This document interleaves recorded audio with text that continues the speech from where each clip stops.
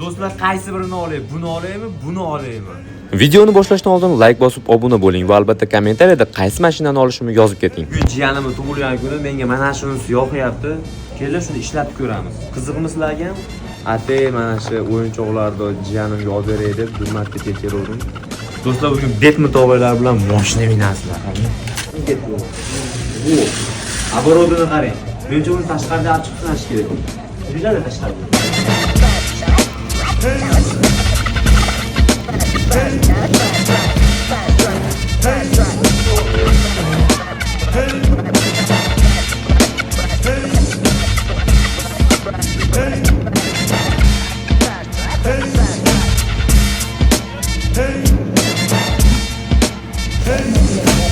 Oo!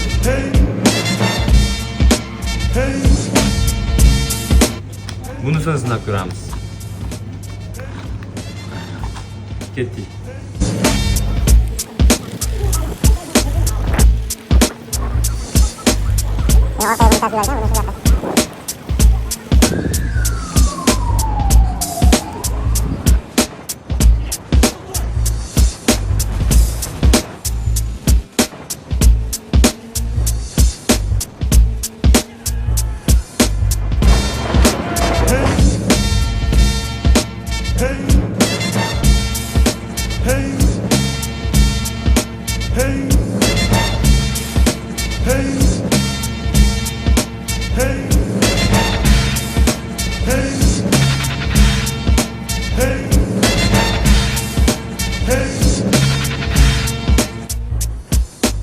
Do'stlar, ko'rdinglar, ikkalasini ham, ikkovi ham yoqdi menga. Mana uni funksiyalarini ko'ryapsizlar, aborotlar cho'tki tortyapti. Bu ham vashcha zo'r, funksiyalari ko'p ekan. Driftlar qilishini ko'rdinglarmi? Ham qo'lga taqib mana uni.